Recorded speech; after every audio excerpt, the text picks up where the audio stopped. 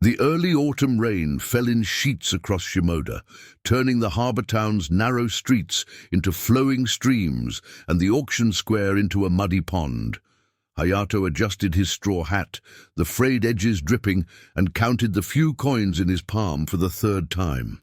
2 ryo remained from his summer's work, guarding a silk merchant's caravan, barely enough for a month's lodging, less if he wanted to eat regularly. The auction had been his final, desperate hope to find something worth reselling upriver. Rain pounded against the awning above the auction platform as a crowd of sailors, merchants and local farmers huddled beneath makeshift shelters. Most had come for the shipment of foreign trinkets and practical goods from the Dutch trading vessel that had docked 3 days prior. Hayato had come for the same, but what remained of the auction items hardly seemed promising.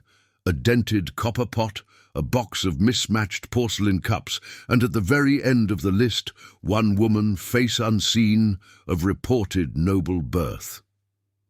"Next," called the auctioneer, a squat man whose damp kimono clung to his round frame. "We have our final lot." A woman, age unknown but young by account, claimed to be of noble birth.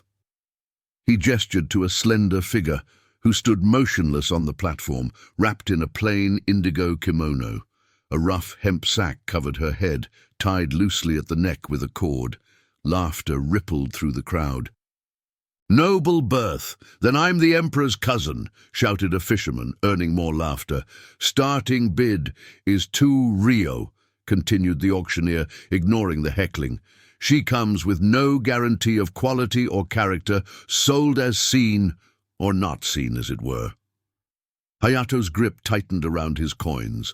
2 ryo was everything he had. The rational part of his mind, the part that had kept him alive for 3 years as a ronin, urged him to turn away. Yet he found himself transfixed by the woman's posture. Despite the sack, despite the rain and humiliation, she stood straight-backed, with a dignity he recognized from his years serving in the retinue of a daimyo. "No takers at 2 ryo?" The auctioneer sighed. "Very well. We'll start at 1. 2 ryo?" Hayato called out, his voice cutting through the pattering rain. The words had left his mouth before he could reconsider. The crowd turned to look at him, a lean, weather-worn man in the faded indigo of a ronin, his katana and wakizashi paired at his side despite his threadbare appearance. 2 ryo once," the auctioneer called, eyebrows raised in surprise. 2 ryo twice.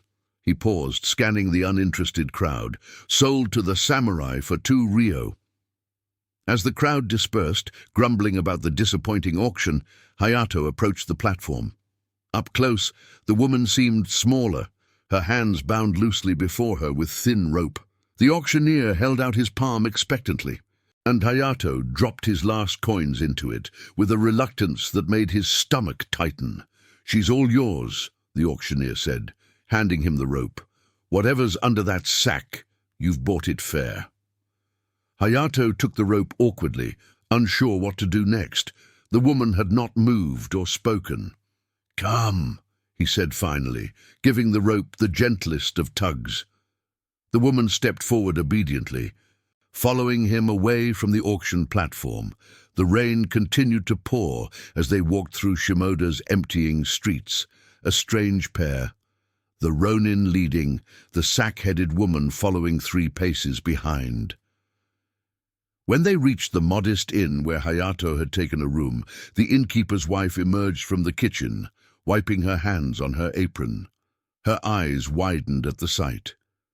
"Hayato-san, what's this you've brought back? Not trouble, I hope." "Just the results of poor judgment, Sato-san," Hayato replied, attempting a smile that failed to reach his eyes. "Well, don't just leave her dripping in the entryway. Bring her to the fire." Inside the inn's common room, a small hearth in the center provided the only warmth and light. The woman stood still as a stone beside Hayato, water pooling around her feet on the tatami. "May I?" Hayato asked, reaching toward the sack. When she didn't respond, He carefully untied the cord and lifted the rough fabric away. The face that emerged stunned him. She was young, perhaps 20, with features as fine as porcelain and dark eyes that met his without fear or submission. A small, precise scar marked her right temple, disappearing into her hairline.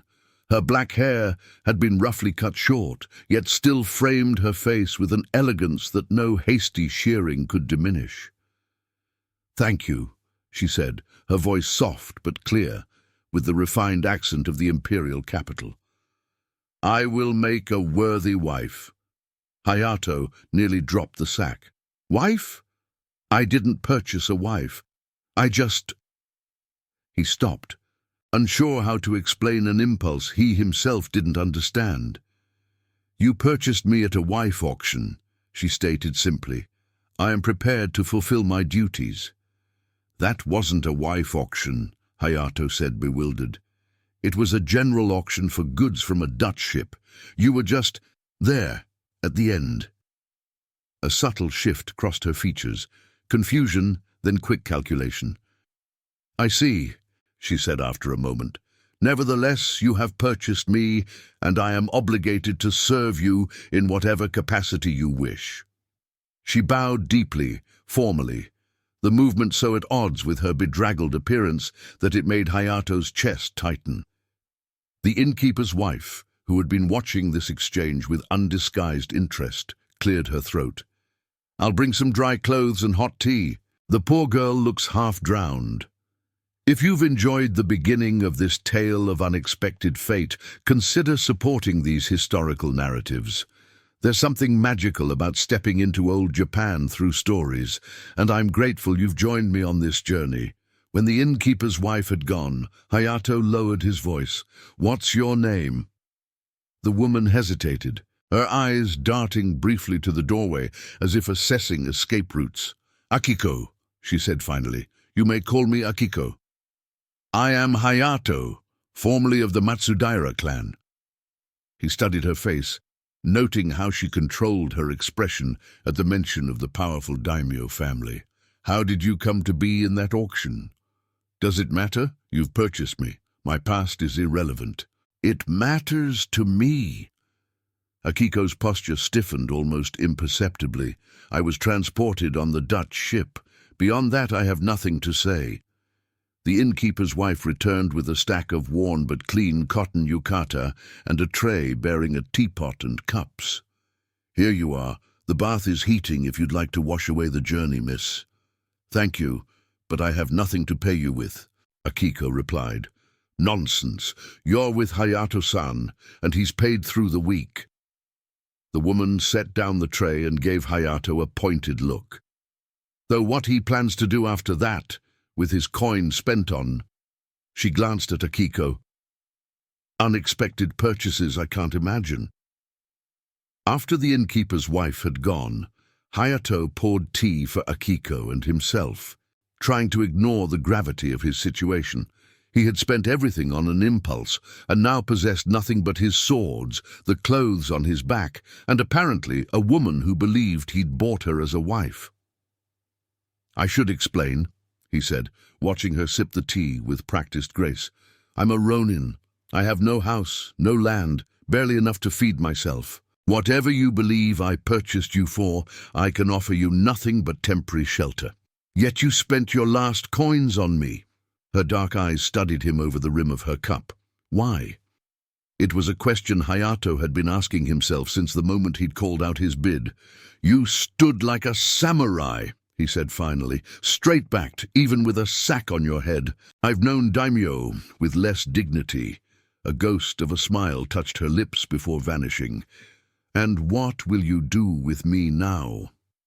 "I don't know," Hayato admitted. "But we have a week before I must vacate this room.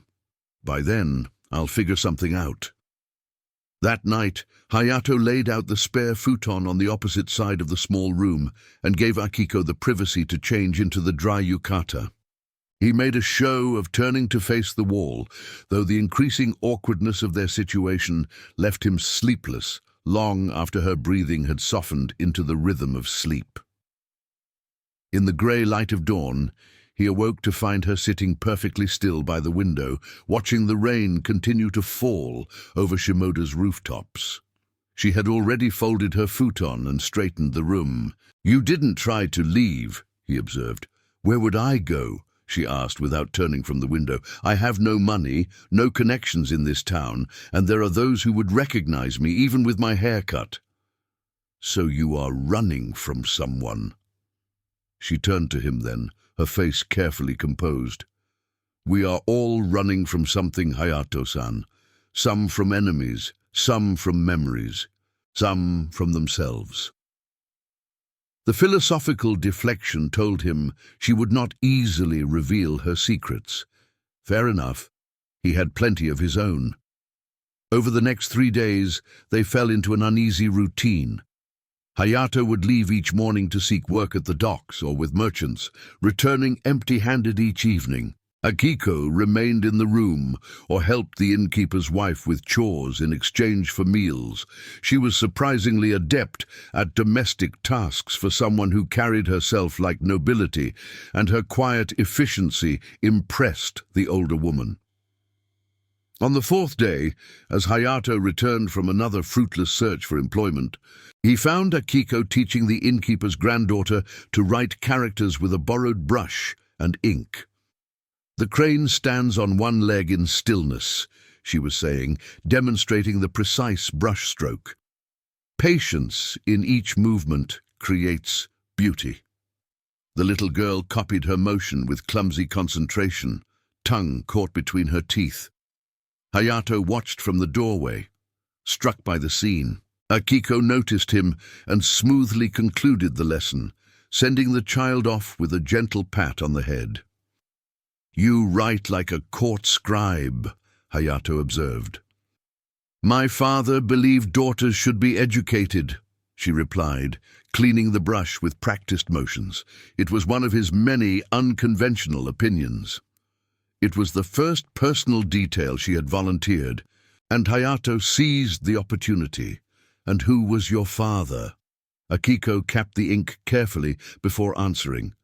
"A man who made powerful enemies." That evening, as they shared a simple meal of rice and pickled vegetables provided by the increasingly sympathetic innkeeper's wife, Akiko finally asked the question that had clearly been on her mind. "What will happen when your week's lodging is finished?" Hayato set down his bowl. "I've been offered a position escorting a tea merchant to Edo. The pay is modest, but enough for basic needs." "I see." She kept her eyes on her food. "And what of me?" "That depends on you," Hayato said. "I could use the first payment to secure you passage wherever you wish to go, or—" He hesitated, surprised by his own reluctance to part ways with this mysterious woman. "You could travel with me to Edo." "As what? Your servant? Your concubine?" There was no bitterness in her tone, just pragmatic inquiry. "As my wife," Hayato said, the words emerging before he'd fully considered them. "In name only," he added hastily. "It would provide you protection on the road. Men don't interfere with another man's wife, especially a samurai's." Akiko was quiet for so long that Hayato began to regret his suggestion. Finally, she set down her chopsticks with deliberate care. "If I were to become your wife, even in name only, there are things you should know about me. Dangerous things." Hayato nodded slowly. "I suspected as much. Once you know, you cannot unknow. The choice to hear my story is itself a risk." Outside, the rain that had fallen steadily since the auction finally ceased, leaving behind a resonant silence broken only by droplets falling from the eaves. "Tell me," Hayato said. Akiko drew a deep breath. "I am the daughter of Lord Yoshimoto of the Imagawa clan, senior counselor to the daimyo of Suruga province. 3 weeks ago, my father was accused of treason and executed, along with my mother and brothers. I alone escaped with the help of my father's most loyal retainer, who died, ensuring I reached the harbor." Hayato's blood ran cold. The Imagawa were indeed a powerful clan, and such a purge would have sent ripples through the political landscape. How did you end up on a Dutch ship? The captain was a trading partner of my father's. He agreed to hide me aboard, but one of his crew betrayed me to the local magistrate for coin. Rather than risk diplomatic incident by arresting me directly from a foreign vessel, the magistrate arranged for me to be sold at auction. He assumed I would be purchased by one of his informants planted in the crowd. But the rain kept them away, Hayato realized, or they missed the auction entirely. Akiko nodded, and instead I was purchased by a ronin who spent his last coins without even seeing my face. A hint of wonder colored her voice. Why would you do something so foolish? Hayato considered the question carefully. I served my lord faithfully for 15 years. When he died, his son had no use for his father's men and released us from service. For 3 years I've wandered, taking whatever work I could find. I've seen how quickly honor can become a luxury when survival is at stake. He met her eyes directly. Perhaps I simply couldn't bear to watch one more person's dignity being auctioned away. Something shifted in Akiko's expression, a softening, a reassessment. If they discover I'm alive, they will kill me and anyone associated with me. I'm already masterless, homeless, and nearly coinless, Hayato said with a wry smile. What more can they take? Your life, she answered simply. A life spent running from difficult choices is hardly worth protecting. He picked up his chopsticks again. Finish your meal. Tomorrow we'll find you proper traveling clothes. The merchant leaves for Edo in 3 days. If this tale of unexpected connection between a ronin and a disguised princess has captured your interest, please consider sharing it with others who appreciate stories of honor and impossible choices in feudal Japan. Your support helps these historical narratives reach those who might find meaning in them. The following morning, Hayato used his promised advance from the tea merchant to purchase necessities for their journey. A plain but sturdy kimono for Akiko, straw sandals, a wide-brimmed hat that would help conceal her face, and dried provisions for the road. The merchant, Tanaka, had raised an eyebrow at Hayato's mention of a wife, but asked no questions, discretion being the better part of business in the port town.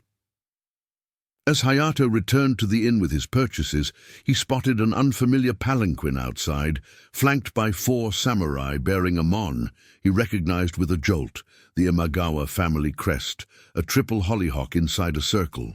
He slowed his pace, hand instinctively moving toward his katana. The samurai stood at rigid attention, eyes scanning the street with practiced vigilance. One of them glanced at Hayato, taking in his worn clothing and paired swords with the dismissive assessment commonly directed at ronin. Hayato forced himself to walk naturally past them and around the side of the inn to the kitchen entrance. Inside, he found the innkeeper's wife kneading dough with unusually forceful movements. "What's happening?" he asked quietly, setting down his packages. "Important visitors," she replied, lowering her voice. "Looking for a fugitive woman, they say. Dangerous and deceptive, offering 30 ryo for information." Her eyes flicked meaningfully toward the ceiling, where their room was located. Hayato's mind raced. "Where is she now?" "I sent her to the market for green onions just before they arrived." The woman wiped flour from her hands. "They're speaking with my husband in the front room. 30 ryo would be a fortune to a modest innkeeper." Hayato could only hope the kindness the couple had shown them would outweigh the temptation. "I need to find her before she returns," he said urgently. "Go through the garden. The gate leads to the back street." Hayato nodded gratefully and slipped out the kitchen door. The garden was small but meticulously maintained, with a stone path winding through carefully arranged shrubs to a wooden gate. As he reached for it, the gate swung inward, revealing Akiko with a bundle of green onions in her arms. Her eyes widened at the sight of him. "What's wrong?" "Imagawa samurai," he whispered, pulling her inside and sliding the gate shut. "They're offering 30 ryo for information about you." The color drained from her face, but her composure remained intact. "We need to leave immediately. The tea merchant doesn't depart until the day after tomorrow. Then we must find another way out of Shimoda tonight." They crouched behind a large stone lantern as voices approached from the inn. Through the gaps in the bamboo fence, Hayato could see two of the Imagawa samurai walking the perimeter of the building, inspecting the grounds. "Have you found anything?" one called to his companion. "Nothing yet. The innkeeper claims he hasn't seen any lone women matching the description. Keep looking. Lord Nobunaga wants the Imagawa girl's head by the month's end. He won't accept failure." The name sent a chill through Hayato. Nobunaga Oda, the ambitious daimyo whose territory bordered the Imagawa lands. If he was behind the purge of Akiko's family, this was no simple internal clan dispute, but a calculated power grab by one of the most ruthless warlords in Japan. When the samurai had moved out of earshot, Hayato turned to Akiko. "Nobunaga is hunting you personally." "My father was the strongest voice opposing his expansion into our territory," she replied grimly. "With our family eliminated, there's no one left to unite the clan against him. Except you." A shadow of something, pride perhaps, or resolve, crossed her face. "I am the last Imagawa. While I live, our retainers have someone to rally behind." "Which is precisely why Nobunaga wants you dead," Hayato concluded. "We can't stay here, and we can't wait for the merchant caravan." "The fishing boats," Akiko suggested. "Some leave before dawn for the morning catch. If we could bribe a fisherman—" "With what? I spent the last of the advance on supplies." Akiko's hand went to her throat, where she pulled a thin silk cord from beneath her collar. Attached to it was a small jade magatama, the comma-shaped bead gleaming softly in the dimming light. "This was my mother's," she said quietly. "I couldn't bear to part with it, but now—" Hayato shook his head. "Not yet, there might be another way." He thought for a moment, then asked, "Can you write an official-looking document? Something with seals and formal language?" "Of course, but—" "The innkeeper has brushes and paper. If we can create travel documents identifying us as minor officials on imperial business, we might be able to requisition horses from the post station." Akiko's eyes widened.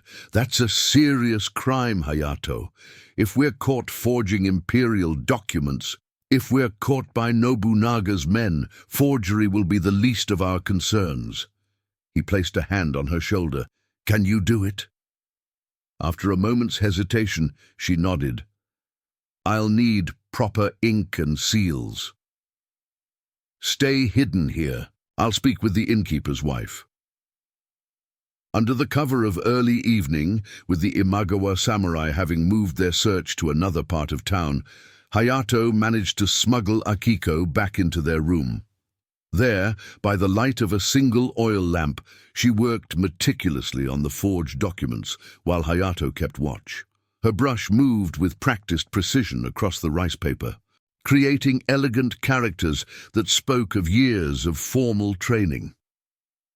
She mixed the red ink for the seals with careful attention to consistency, and when she pressed the borrowed seal blocks into it, the resulting impressions looked remarkably authentic. "Where did you learn to do this?" Hayato asked, watching her blow gently on the ink to dry it. "My father had me copy his correspondence from the time I was 12, she replied, without looking up from her work. "He said a woman needed to understand politics, even if she could never participate in them directly." A sad smile flickered across her face. "He would be horrified to see me using his lessons this way." "I think he would be proud you survived," Hayato said softly. Akiko's brush paused mid-stroke, and she glanced up at him with an unreadable expression before returning to her task. When the documents were complete, travel papers identifying them as minor tax officials returning urgently to Edo with sensitive reports, Hayato gathered their few belongings while Akiko changed into her new traveling clothes. They slipped out of the inn just after midnight, leaving payment and a note of thanks for their hosts. The night was clear and cool, stars pricking the black sky above Shimoda's sleeping streets. They moved quietly through the shadows, avoiding the main roads where patrols might still be searching. When they reached the post station at the town's edge, they found it manned by a single sleepy attendant. Hayato presented their forged papers with the confident air of a minor but self-important official. The attendant, more interested in returning to his interrupted nap than carefully examining documents, provided them with 2 horses of modest quality. By the time the eastern sky began to lighten with the first hint of dawn, they were well on the road to Edo, the coastal town of Shimoda, falling away behind them.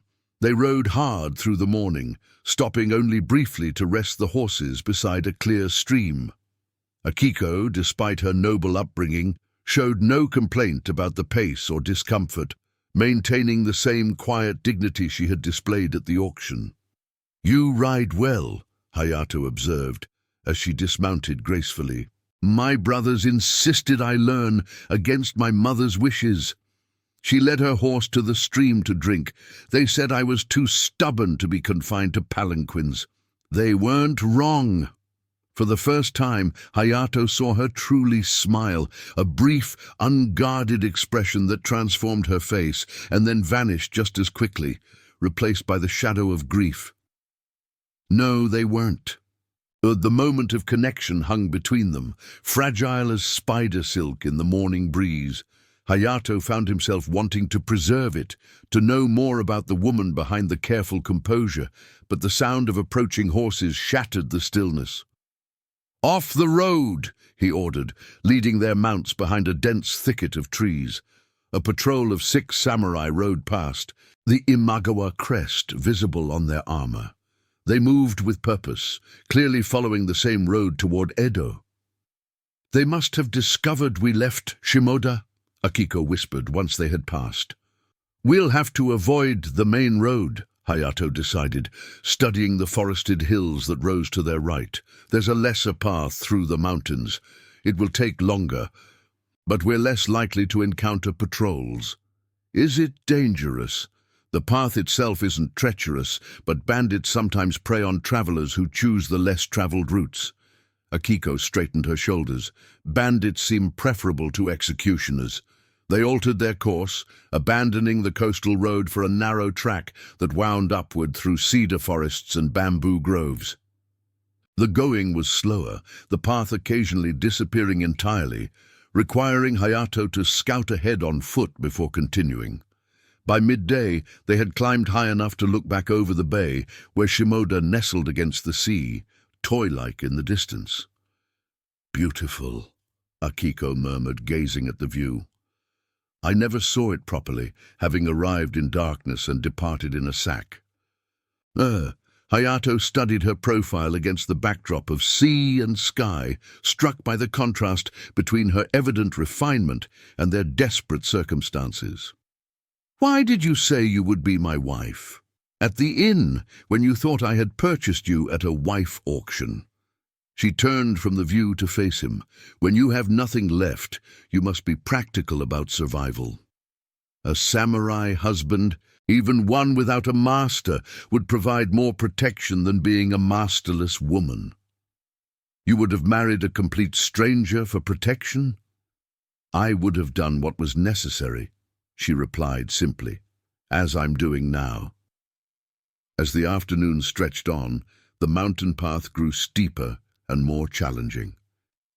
Clouds gathered above them, threatening rain, and Hayato began looking for suitable shelter for the night. They found it in the form of an abandoned woodcutter's hut, half hidden among massive cedars. The hut was small but intact, with a fire pit in the center and enough roof remaining to keep out the rain that had begun to fall in earnest. Hayato secured the horses, while Akiko gathered fallen branches for a small fire. By the time darkness enveloped the forest, they had created a modest but comfortable camp. Sitting across the fire from each other, sharing dried fish and rice balls from their provisions, Hayato was struck by the strangeness of their situation. 5 days ago, he had been a solitary ronin with nothing but his swords and his pride. Now he was responsible for the last survivor of a noble clan, fleeing one of the most powerful daimyo in Japan. "What will you do once we reach Edo?" he asked. Akiko poked at the fire with a stick, sending sparks spiraling upward.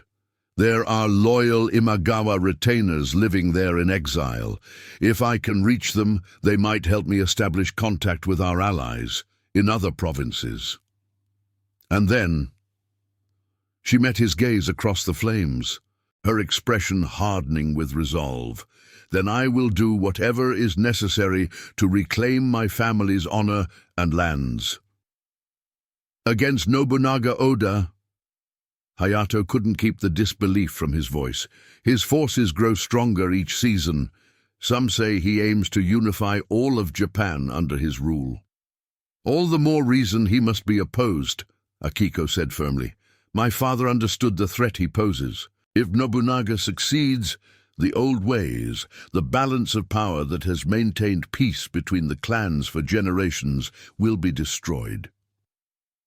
If this story of an unlikely partnership forged in danger has captured your imagination, I'd be honored if you'd consider supporting these historical tales. Each subscription allows me to continue bringing Japan's samurai era to life through characters facing impossible odds. Hayato studied her, recognizing the steel beneath her composed exterior. One woman against the most ambitious warlord in Japan. "One woman with the Imagawa name," she corrected. "It carries weight still, despite what Nobunaga has done. There are those who will rally to it. And you? Are you prepared to become a symbol for others to follow, to carry the weight of your family's legacy?" The fire cast flickering shadows across her face as she considered his question. "I was raised to be married off to strengthen an alliance, to bear sons and maintain a noble household. Those were the only expectations placed on an Imagawa daughter." Her fingers curled around the jade magatama at her throat. "But circumstances have changed. I am what remains of my line. If I must become something else to ensure our name doesn't vanish from history, so be it." The simplicity of her determination impressed Hayato more than any grand declaration might have. Before he could respond, a sound from outside the hut froze them both, the unmistakable crack of a branch breaking under weight. Hayato's hand moved to his katana as he motioned for Akiko to remain still. Rising silently, he moved to the doorway and peered into the rain-soaked darkness. For several heartbeats, there was nothing but the steady drum of raindrops on leaves. Then, a flicker of movement, a shadow detaching itself from the greater darkness between trees. "We know you're in there," called a gruff voice. "Come out now, and you might live till morning." Bandits, just as he had feared. Hayato counted at least 3 distinct shapes moving among the trees, but there could be more concealed by darkness and rain. "Stay inside," he murmured to Akiko. "If things go poorly, take a horse and ride east. Keep the North Star on your left shoulder." Before she could protest, he stepped outside into the rain, hand resting casually on his katana's hilt. "This hut is already occupied for the night," he called. "There's another shelter, 2 ri, further along the path." A harsh laugh answered him. "We're not looking for shelter, samurai. We're looking for whatever coin you're carrying, and perhaps a bit of company from your woman." The speaker emerged from the shadows, a burly man with a scarred face, wielding a crude naginata. 2 more men flanked him, one with a bow, the other clutching a farmer's sickle that had been modified into a more lethal weapon. "I have no coin," Hayato replied evenly, "and no woman that concerns you. Be on your way." The leader spat on the ground. "A ronin with fine horses and a companion valuable enough to protect? I think not." He gestured to his companions. "Take him. The woman must be worth something if he's willing to die for her." They advanced slowly, spreading out to surround him. Hayato drew his katana in one fluid motion, the blade catching the faint light from the hut's doorway. He had faced worse odds during the clan wars of his youth, but that had been years ago, when he was part of a disciplined unit backed by a daimyo's resources. The archer loosed an arrow that Hayato barely dodged, feeling it whisper past his ear. Before the man could knock another, Hayato charged, closing the distance in 3 rapid strides. His blade flashed once, twice, and the archer crumpled with a startled cry. The man with the modified sickle attacked from the side, the curved blade sweeping toward Hayato's neck. He parried the blow with his katana and delivered a kick to the attacker's knee that sent him sprawling into the mud.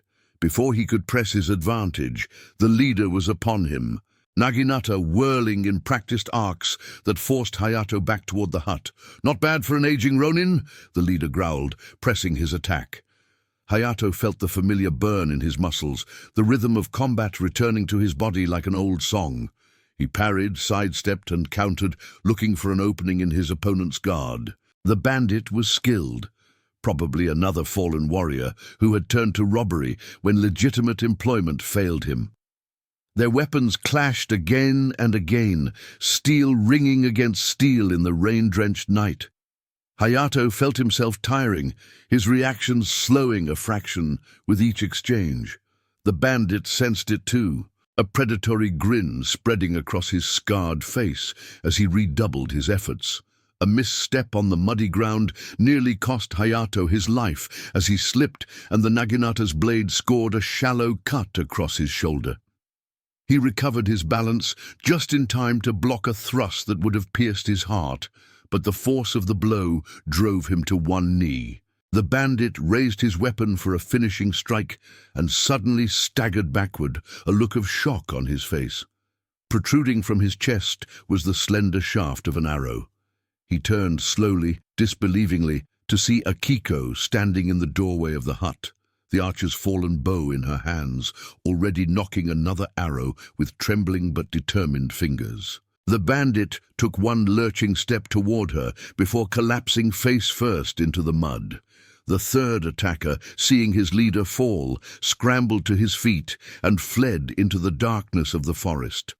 Hayato rose shakily, wiping rain and blood from his face. "You said your brothers taught you to ride. What else did they teach you?" "Enough," Akiko replied, lowering the bow. Her hands were still trembling, but her voice was steady. "Are you badly hurt?" "A scratch." He glanced at the fallen bandits. "We should move. Their friend might return with more."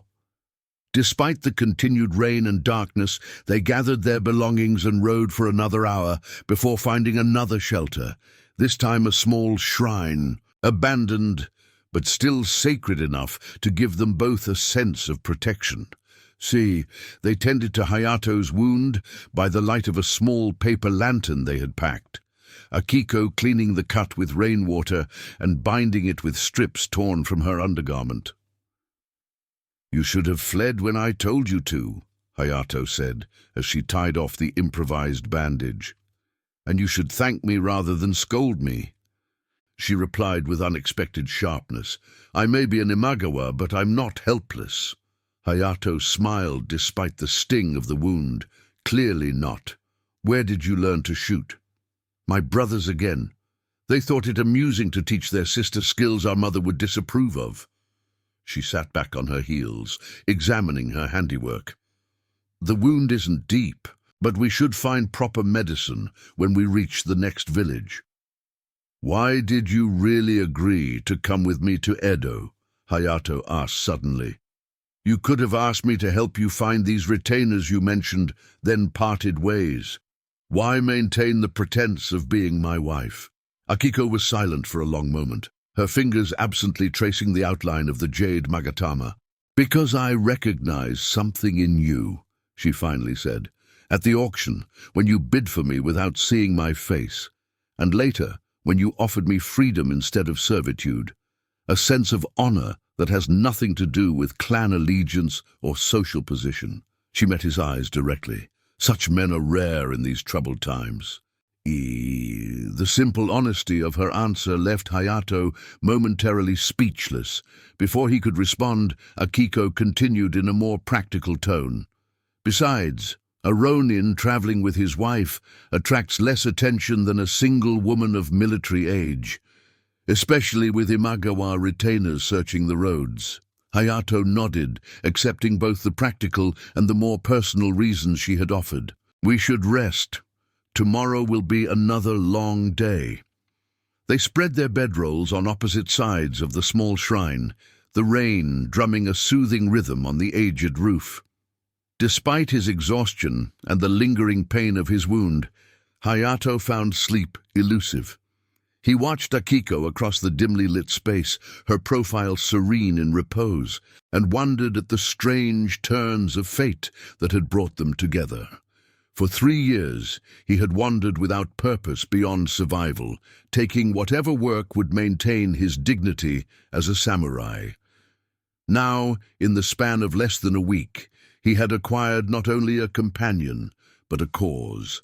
The irony wasn't lost on him. He, a masterless samurai with nothing to his name, becoming the protector of a noble daughter with a claim to one of Japan's most powerful clans. If they survived the journey to Edo, what then? Akiko would find her family's retainers begin the long process of building alliances against Nobunaga. And Hayato? He would be unnecessary once she was safely delivered to her people. The thought left a hollow feeling in his chest that surprised him with its intensity. Morning arrived with clearing skies and the fresh, clean scent of rain-washed forest. They set out early, following the mountain path as it gradually descended toward more populated areas. By midday, they reached a small village nestled in a valley of terraced rice fields, where they were able to purchase medicine for Hayato's wound and fresh provisions for the continued journey.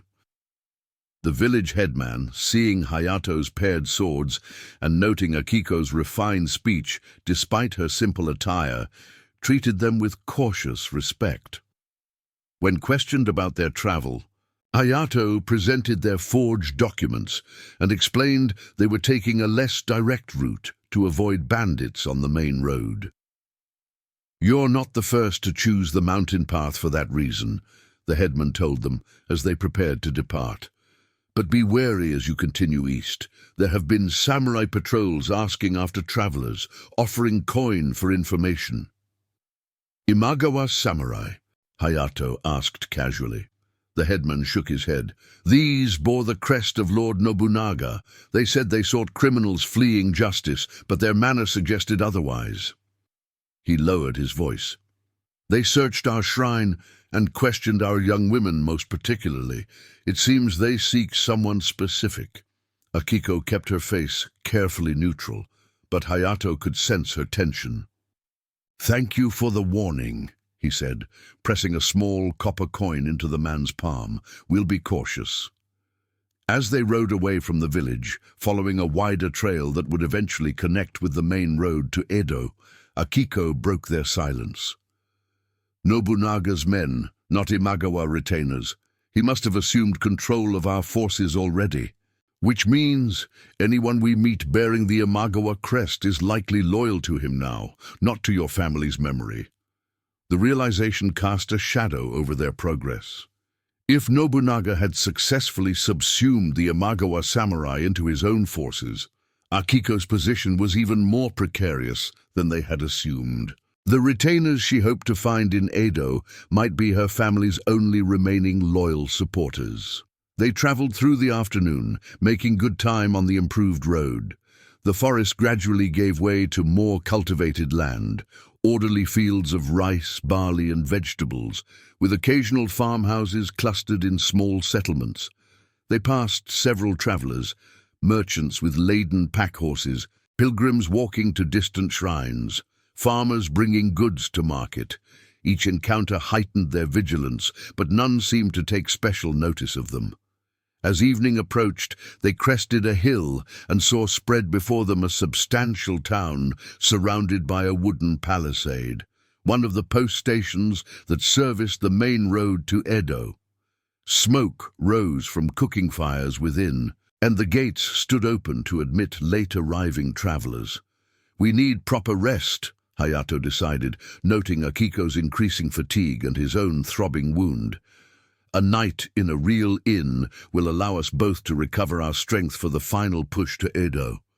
"Is it safe?" Akiko asked, eyeing the busy gate where guards checked travelers' papers. "Safer than sleeping rough again. With my wound at risk of festering. We have our documents, and you've proven yourself adept at maintaining our cover." The town of Odawara was larger and more prosperous than Hayato had anticipated, with several inns catering to different classes of travelers. They chose one of modest appearance near the eastern gate, close to their exit route, should they need to depart quickly. The innkeeper, a narrow-faced man with calculating eyes, accepted their story and payment without comment, assigning them a small but private room overlooking an inner garden.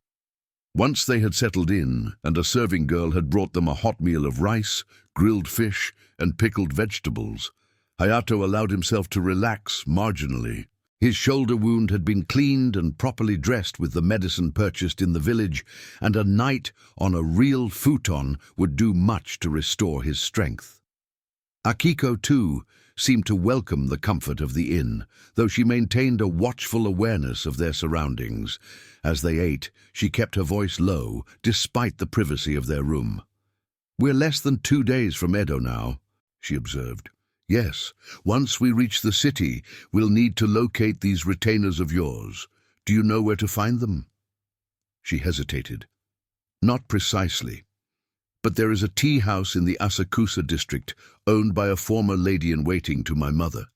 If anyone knows how to contact our loyal supporters, it would be her." Hayato nodded, pleased they had at least some direction once they reached the capital. "And after you've connected with your people, what then?" The question that had preoccupied him throughout the day's journey finally found voice. Akiko set down her chopsticks, considering her answer carefully. "I had thought only as far as reaching Edo alive," she admitted. "Beyond that—" She looked up at him, her dark eyes reflecting the lamplight. "Would you consider remaining in my service, not as a pretend husband, but as a true retainer to the Imagawa?" The offer surprised him. "You would trust a ronin you've known less than a week with such a position?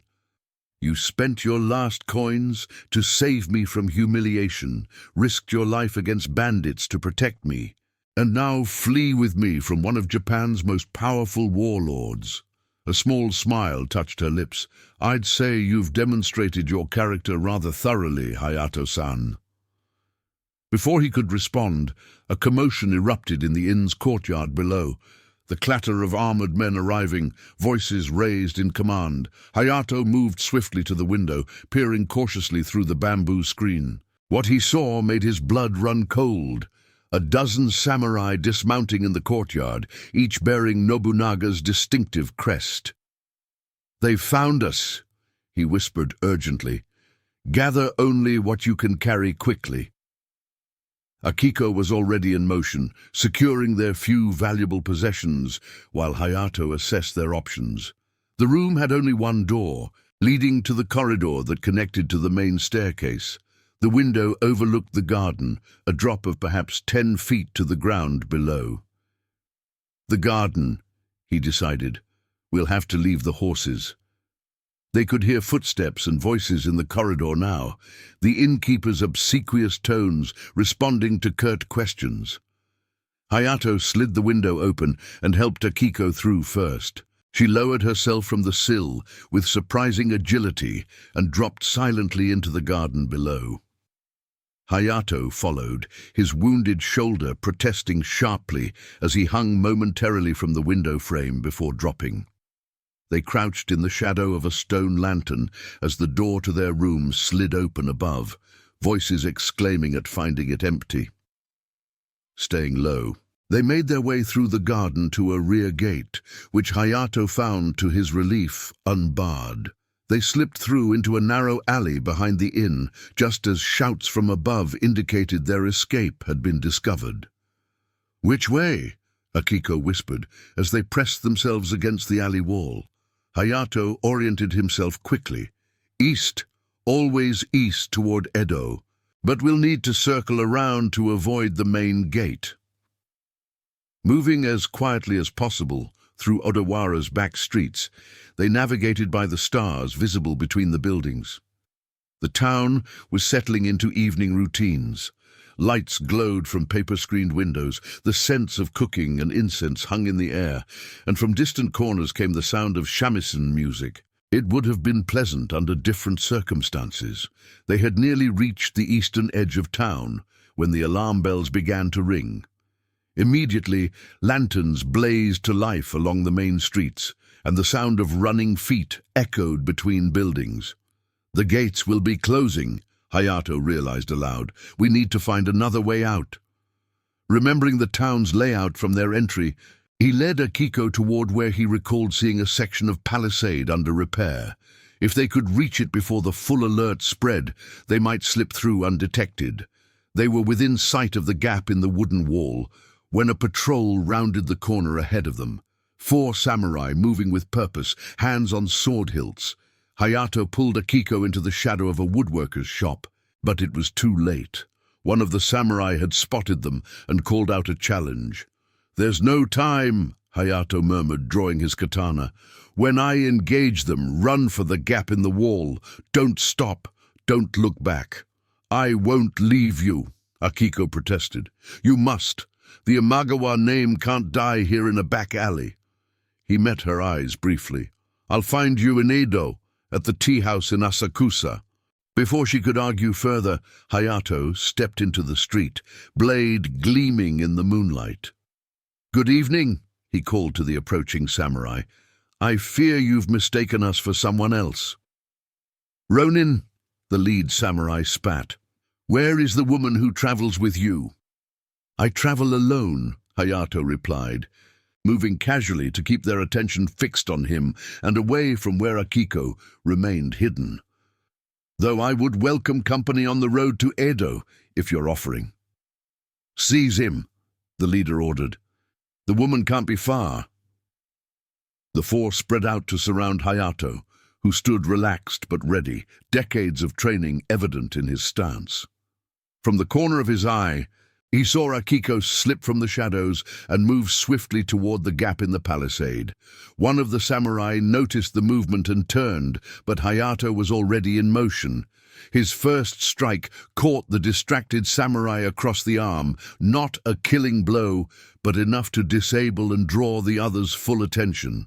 Then it was a dance of steel in the moonlight, 1 against 3, with Hayato fighting not to win, but to delay, to give Akiko time to escape.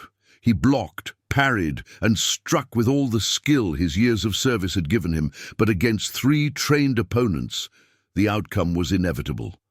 A blade slipped past his guard, slicing along his ribs. Another caught him in the leg, sending him to one knee. Still he fought on, knowing that each moment he held them was another moment for Akiko to put distance between herself and the town.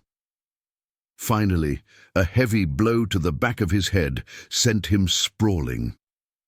As darkness closed in, his last conscious thought was a hope that she had made it through the wall, that she was running east toward Edo, toward safety and the future she deserved. "I've heard from many of you that these tales of samurai honor and unexpected alliances are a welcome escape from modern stresses. If that's true for you too, I'd be grateful if you'd consider supporting the creation of more stories. Each subscriber makes it possible to bring ancient Japan's spirit of duty and courage to life." Hayato awoke to pain and darkness. His head throbbed where he had been struck, and various cuts and bruises announced themselves with sharp complaints as he tried to move.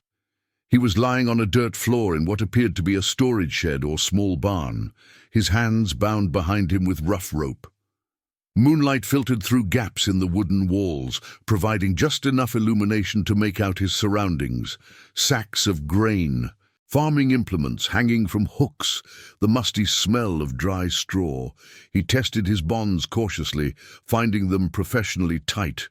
His swords, of course, were gone, a samurai's most precious possessions, now likely claimed as prizes by his captors. The thought brought a bitter taste to his mouth, but he pushed aside the sentiment. What mattered was whether Akiko had escaped and what his captors planned for him.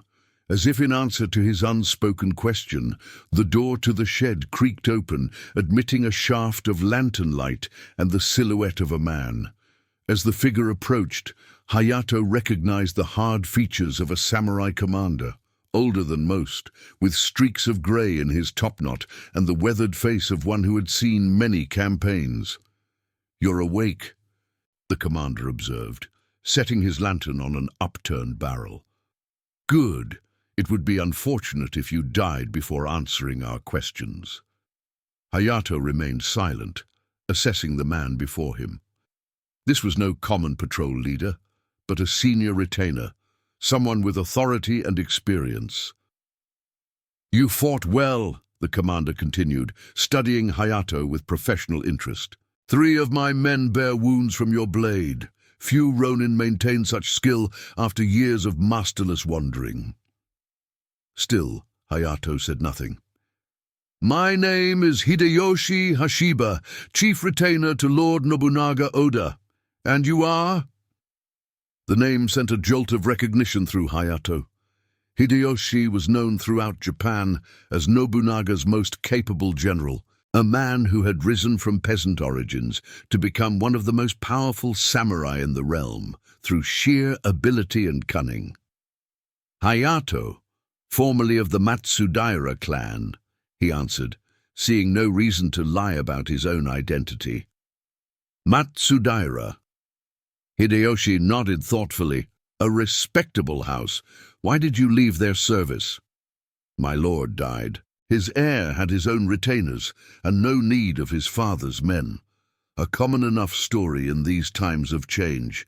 Hideyoshi crouched down to eye level with Hayato. "What is less common is for a Ronin to interfere in matters concerning the great houses. The woman you were protecting, where is she now?" Hayato met the general's gaze steadily. "I know nothing of any woman. I was traveling alone to Edo in search of employment when your men attacked me without provocation." A thin smile crossed Hideyoshi's face. "Loyalty is an admirable quality, even when misplaced. But consider your position carefully, Hayato of Matsudaira. You have been caught aiding the escape of a traitor to the realm. The punishment for such an offense is death, not the clean death of a samurai, but the slow, dishonorable death of a criminal. If I have committed a crime, I will face the consequences." "And yet," Hideyoshi continued, as if Hayato hadn't spoken, "I find myself curious about a Ronin who would risk everything for a woman he barely knows. Did she promise you wealth, position, perhaps more personal rewards?" The insinuation stirred Hayato's anger, but he controlled his expression. "As I said, I travel alone." Hideyoshi sighed and stood up. "Very well. Perhaps a night to consider your situation will loosen your tongue. Tomorrow we ride for Lord Nobunaga's camp. He has a particular interest in matters concerning the Imagawa clan and may have more persuasive methods of questioning." After the general had gone, leaving the lantern behind, Hayato resumed testing his bonds. The rope was strong and expertly tied, but one advantage of being a Ronin who had fallen on hard times was the collection of small survival skills one acquired.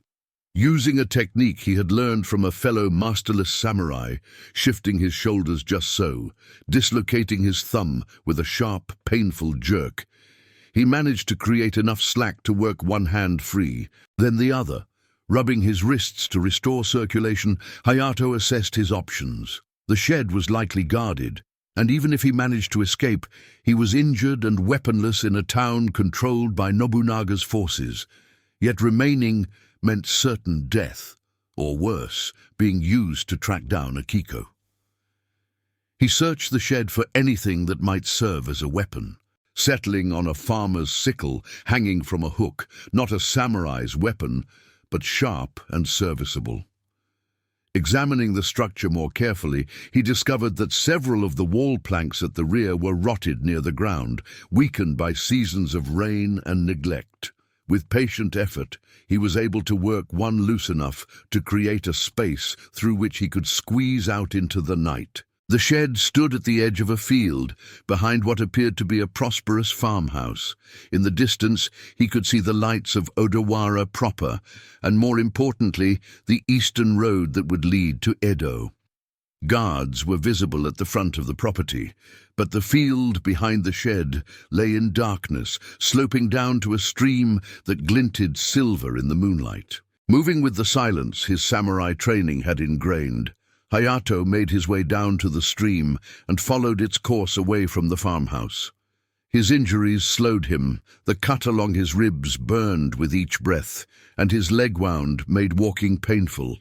But the cold water of the stream helped numb the worst of it as he waded through the shallow current. When he judged he had put sufficient distance between himself and his captors, he climbed the bank and oriented himself by the stars. Edo lay east, and with it, his only chance of finding Akiko before Nobunaga's forces did. But traveling the main road would be suicide. He would need to keep to forest paths and farmers' tracks, avoiding towns and patrols. Dawn found him several rai from Odawara, resting in a small shrine deep in a bamboo grove. His wounds had stopped bleeding, but fatigue and hunger were taking their toll. Without money, weapons, or provisions, the journey to Edo would test the limits of his endurance. Yet the thought of Akiko, alone and hunted, carrying the weight of her family's legacy, gave him the resolve to continue. He scavenged what food he could find, wild berries, roots, and eventually eggs, borrowed from a farmer's unattended chicken coop, with a silent promise to repay the debt someday. Water he found in streams and rain catchers. For 3 days and nights, he moved steadily eastward, avoiding human contact, pushing his body beyond normal limits. On the 4th day, as he crested a hill that offered a view of the distant plains surrounding Edo, Hayato encountered an unexpected ally. An elderly monk was seated beside the path, apparently resting from his journey, a simple pack and walking staff beside him. "Good day, traveler," the monk called as Hayato approached cautiously. "You seem to be in some distress." Hayato considered avoiding the encounter entirely, but something in the old man's serene demeanor suggested he posed no threat. "I've had some misfortune on the road," he admitted, keeping a prudent distance. The monk nodded sagely. "Bandits are a constant trial for those who travel the less frequented paths." His eyes, sharp despite his advanced years, took in Hayato's disheveled appearance, the improvised bandages visible beneath his torn clothing, and the farmer's sickle thrust through his belt. "You have the bearing of a samurai, yet travel without swords. A curious circumstance. As you said, bandits are a trial." "Indeed." The monk reached into his pack and produced a small package wrapped in leaves. "Perhaps you would share my humble meal. There is strength enough in it for 2. Hunger overcame caution, and Hayato accepted the offered food, rice balls filled with pickled plum, simple but nourishing. As they ate, the monk spoke of his travels between temples, offering gossip and news that travelers typically shared on the road. "There is much activity around Edo these days," he remarked casually. "Patrols stopping travelers at every approach to the city, searching for someone of importance, it seems." Hayato's attention sharpened. "What sort of someone?"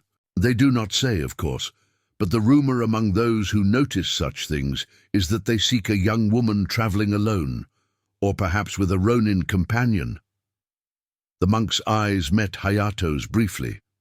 "A matter of some political significance, apparently. Have they found this woman? Not to my knowledge. Edo is a vast city, and those who wish to remain hidden have many shadows in which to disappear." The monk gathered the remnants of their meal and tucked them back into his pack. "I myself am bound for the temple in Asakusa. The district is known for its many entertainments, but the goddess Canon offers mercy to all who seek her, regardless of their circumstances." It is the specific mention of Asakusa, where Akiko had said her family's contact kept a tea house, could not be coincidence. Hayato studied the monk more carefully, noting details he had overlooked in his exhaustion. The quality of the fabric in his seemingly humble robes, the careful articulation of his speech, the calluses on his hands that spoke not of farm work but of sword training. "This temple in Asakusa," Hayato said carefully, "it must receive many visitors seeking the goddess's mercy. Indeed, some come in disguise, their true identities known only to those who serve her." The monk rose, leaning on his staff. "If you should find yourself in Asakusa, the lotus tea house near the temple's eastern gate is known for its medicinal teas, most efficacious for wounds received on the road." With that, he bowed slightly and continued on his way, leaving Hayato with the distinct impression that he had just encountered no monk at all, but a messenger, perhaps one of the Imagawa retainers Akiko had spoken of, sent to search for her along the likely routes from Shimoda. Renewed determination gave Hayato strength to continue his journey. If Akiko had reached Edo and made contact with her supporters, there was hope yet, and if the monk was to be believed, Nobunaga's forces had not yet found her. 2 more days of careful travel brought him within sight of Edo's sprawling expanse. The city had grown enormously in recent years, its boundaries pushing outward to accommodate the influx of merchants, craftsmen, and samurai drawn to the seat of the shogunate's power. This growth made it both a perfect hiding place and a perfect hunting ground. As the monk had warned, checkpoints had been established on every road leading into the city. Hayato observed one such checkpoint from the cover of a small copse of trees, watching as samurai bearing Nobunaga's crest questioned and searched travelers seeking entry. A frontal approach was clearly impossible. Instead, he followed the outer perimeter of the city until nightfall, eventually finding what he sought, one of the many small waterways that flowed into Edo's harbor, passing underneath the city walls. Wading into the cold water, he followed the channel as it narrowed and passed through a rusted iron grate that had long since been broken open by those with reasons to enter the city unseen. The passage brought him into Edo's merchant district, where warehouses and workshops lined canals used to transport goods throughout the city. In the darkness, with most businesses closed for the night, it was a simple matter to find dry clothes hanging on a line behind a dyer's shop. Hayato took only what he needed, a plain worker's kimono and headscarf that would help him blend into the city's lower classes, leaving the farmer's sickle as payment. Disguised and armed only with his wits, Hayato made his way through Edo's nighttime streets toward Asakusa. The district, famous for its great temple and the entertainment quarter that had grown up around it, was busy even at this late hour. Lanterns illuminated tea houses, small theaters, and establishments offering more intimate diversions, while pilgrims and pleasure seekers alike moved through the narrow streets. Finding the Lotus Tea House took longer than he'd anticipated. There were dozens of such establishments in Asakusa, many with similarly flowery names. When he finally located it, tucked away on a side street near the temple's eastern gate, just as the monk had described, Hayato paused to observe the place before approaching. The tea house was modest but well maintained, its paper lanterns casting a warm glow onto the street. A small maple tree grew in a courtyard, visible through the open entrance, its autumn leaves a brilliant red, even in the lantern light. Customers, mostly merchants by their dress, with a few samurai of middling rank, sat at low tables attended by serving women in simple but elegant kimono. Hayato entered cautiously, aware of his rough appearance, despite the clean clothes he had acquired. A middle-aged woman, her hair arranged in the conservative style of a merchant's wife, approached with a welcoming bow. "Good evening, traveller. Do you seek refreshment after your journey?" "I seek a particular tea," Hayato replied, remembering the monk's words. "One known for healing wounds received on the road." The woman's expression remained pleasant, but her eyes sharpened with interest. "We have such a blend. It is reserved for special guests, however. May I ask who recommended our humble establishment to you?" "A monk I met on the road from Shimoda," Hayato answered. "He spoke highly of your tea's efficacy." Something like recognition flickered in the woman's eyes. She bowed again, more deeply this time. "Please follow me. We have a private room where such medicinal blends are best appreciated."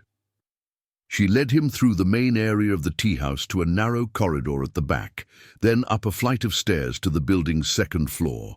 Here, she slid open a door to a small but exquisite room, decorated with calligraphy scrolls and a simple flower arrangement. A single window overlooked the maple tree in the courtyard below. "Please wait here," she said. "The tea will be prepared specially." Left alone, Hayato fought the urge to pace. Was Akiko here? Had she reached Edo safely? Or was this an elaborate trap, with Nobunaga's agents using the tea house as bait for those seeking the last of the Imagawa? His questions were answered moments later when the door slid open again. Instead of the tea house owner, Akiko herself entered, dressed not in the travel-worn clothes he had last seen her in, but in a kimono of subdued elegance. Her short hair arranged as fashionably as its length would permit. At the sight of him, her carefully maintained composure cracked, relief flooding her features.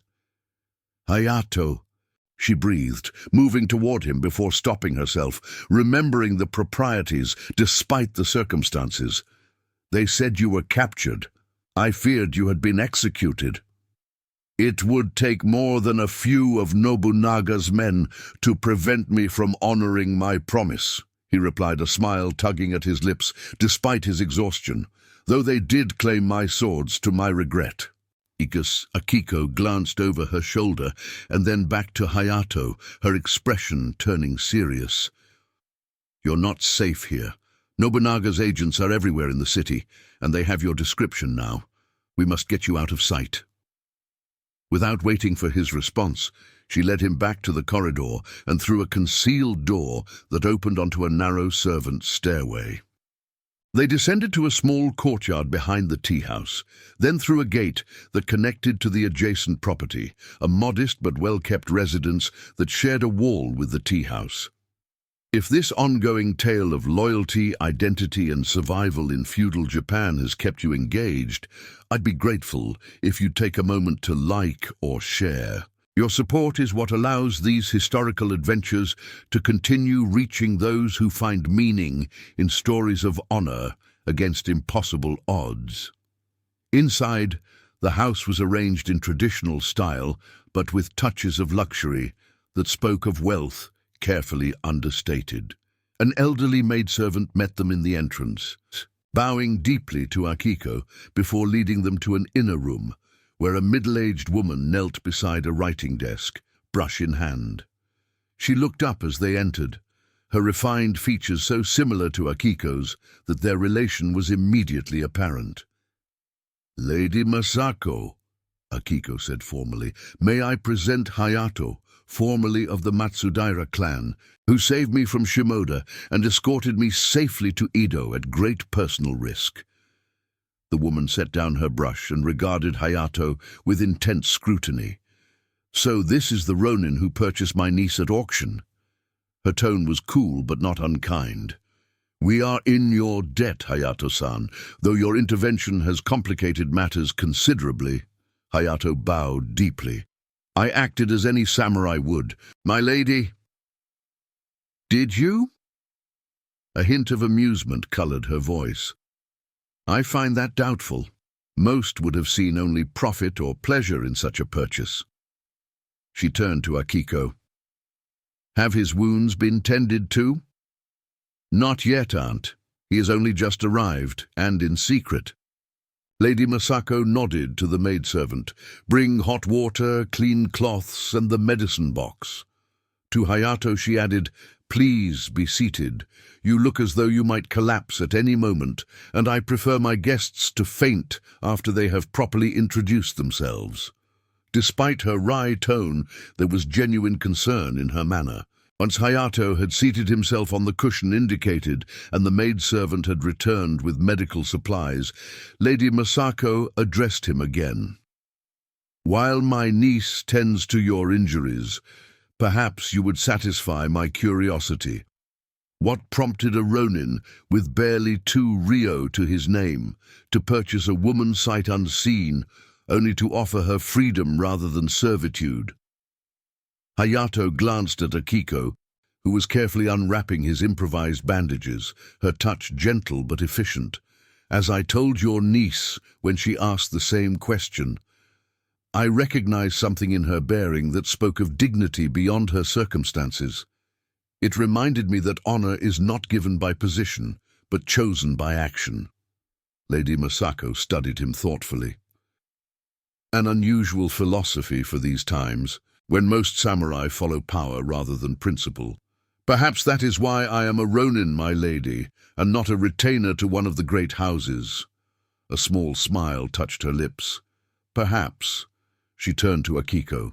"How severe are his wounds?" "The cut on his side has begun to fester," Akiko replied, concern evident in her voice. "And he has multiple lesser injuries. He needs proper treatment and rest. Then he shall have both, as befits one who has served our family so well." Lady Masako rose gracefully. "I will leave you in my niece's capable hands, Hayato-san. We will speak more when you have rested." After she had gone, Akiko continued cleaning and dressing Hayato's wounds in silence. The ointment she applied stung fiercely, but brought almost immediate relief to the hot, painful cut along his ribs. Her hands moved with practiced efficiency, suggesting this was not the first time she had tended injuries. "Your brothers again?" Hayato asked, nodding toward her methodical work. A small smile tugged at her lips. "My father believed all his children, daughters included, should know how to care for battle wounds. He said one never knew when such knowledge might mean the difference between life and death." A wise man. "Yes."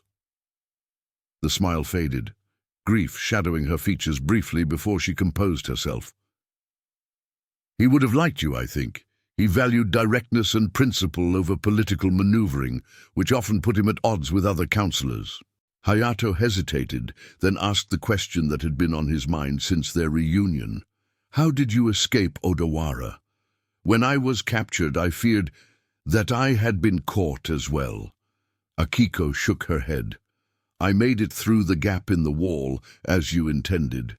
Then I traveled by night and hid during the day, using the skills my brothers taught me for what they had always called our great woodland adventure. But what I now recognize was preparation for exactly such a circumstance." She secured the last bandage and sat back. "I reached Edo 2 days ago and made contact with my aunt through a fish seller who serves as a messenger between Imagawa loyalists. The monk I met on the road. Udu, one of my father's retainers in disguise, yes. When I reached the tea house, I told them of your sacrifice in Odawara. My aunt immediately sent out several such monks to watch the roads from the west, hoping against hope that you had somehow escaped." The maidservant returned with a tray, bearing rice, grilled fish, and a small pot of tea. After she had gone, Akiko continued in a lower voice. "My aunt is my mother's sister. She was married to a wealthy merchant who died last year, leaving her his business and this house. Her position gives her access to information and connections that have been vital to our cause." "And what is that cause precisely?" Hayato asked, gratefully accepting the bowl of rice she offered. "You spoke of reclaiming your family's honor and lands, but Nobunaga grows more powerful by the day. Even if all remaining Imagawa retainers rallied to you, you would be vastly outnumbered." Akiko poured tea for them both before responding. The Imagawa alone cannot stand against Nobunaga, true. But we are not the only clan to recognize the threat he poses. There are others, the Takeda, the Wasugi, even elements within the Matsudaira, who understand that if Nobunaga succeeds in his ambitions, all the traditional powers will eventually fall under his control. You seek an alliance. Several, in fact. My aunt has been making discreet inquiries on my behalf, reaching out to representatives of these clans here in Edo. If they can be united under a common purpose, resistance to Nobunaga's expansion, there might yet be hope. Hayato considered this as he ate, hunger making even the simple meal seem like a feast after days of scavenging. The political landscape she described was treacherous, with alliances forming and dissolving as each clan sought advantage. For the Imagawa to serve as a rallying point would require not just supporters, but a symbol, a leader around whom others could unite. "And you?" he asked finally. "What role do you play in these alliances?" Akiko's expression turned solemn. "I am the last Imagawa. While I live, our clan's claims and grievances remain valid. My aunt believes, and I have come to agree, that I must step forward not just as a survivor, but as the rightful heir to my father's position." A female heir to a samurai house? Hayato couldn't keep the surprise from his voice. "It's not unheard of, but unusual, yes, especially for one as significant as the Imagawa." Akiko's chin lifted slightly in defiance. "Yet these are unusual times, are they not? And perhaps that very unexpectedness gives us an advantage. Nobunaga looks for a frightened girl fleeing execution, not a clan leader forming alliances against him." Her determination impressed Hayato anew. In the short time he had known her, Akiko had transformed from a woman sold at auction to a strategic thinker planning moves on the complex board of clan politics. Or perhaps that capability had always been within her, merely waiting for circumstances to reveal it. "If this is your path," he said, "then I will support it as I promised in Odawara. Though I have little to offer beyond my loyalty and whatever skill remains in my sword arm, assuming I can acquire a sword again. Those are precisely the qualities most needed in these uncertain times." Akiko's expression softened. "And as for a sword, that has already been arranged." After he had finished eating, the maidservant led Hayato to a small but comfortable room where a futon had been prepared. Despite his desire to learn more about the plans being formed around Akiko, exhaustion claimed him almost immediately, pulling him into the first truly restful sleep he had experienced since their flight from Odawara. He awoke to afternoon light filtering through paper screens and the distant sounds of the city going about its business. His wounds still ached, but the fever and inflammation had subsided, leaving him feeling stronger than he had in days.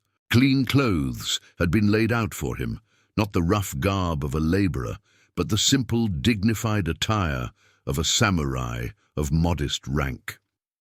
After dressing, he followed the sound of voices to a room overlooking a small garden. There, he found Akiko, seated with her aunt and an older man, whose posture and weathered features immediately identified him as a samurai of long experience. All three looked up as he entered. "Ah, Hayato-san," Lady Masako greeted him. "You look considerably improved. Please join us. This is Hattori Yasunaga, once captain of my brother-in-law's personal guard and now chief among the remaining Imagawa loyalists in Edo." The older samurai studied Hayato with the measuring gaze of one who had spent a lifetime assessing both allies and enemies. "Lady Akiko has told us of your actions on her behalf," he said finally. "Few would show such loyalty to a stranger, especially one whose association brings such danger." "Hayato-san's character is exceptional," Akiko said before Hayato could respond. "I would trust him with my life. Indeed, I already have several times over." Hattori nodded, apparently satisfied with this assessment. "Then perhaps you will agree to my proposal." He turned to Hayato. "The Lady Akiko requires more than just protection. She needs a consistent presence at her side, someone who can serve as both sword and shield in the difficult days ahead. I would ask you to become her personal retainer, sworn to her service as the last representative of the Imagawa clan." "Do, sir." The offer was significant. A chance to end his years of masterless wandering and serve a worthy lord again. Yet something in the formal way it was presented, with Akiko remaining silent after her initial endorsement, gave Hayato pause. "I would be honored," he said carefully, "though I must confess some confusion. When we parted in Odawara, Lady Akiko had already extended such an offer." A moment of awkward silence followed his statement. Hattori glanced at Akiko, who lowered her eyes slightly before responding. "Circumstances have evolved since then," she said. "What I offered impulsively on the road must now be formalized, with the consent of my advisors and remaining retainers." Lady Masako's expression remained neutral, but Hayato sensed an undercurrent of tension between the three of them, as if his arrival had interrupted a disagreement. "There is another matter to consider," Hattori continued.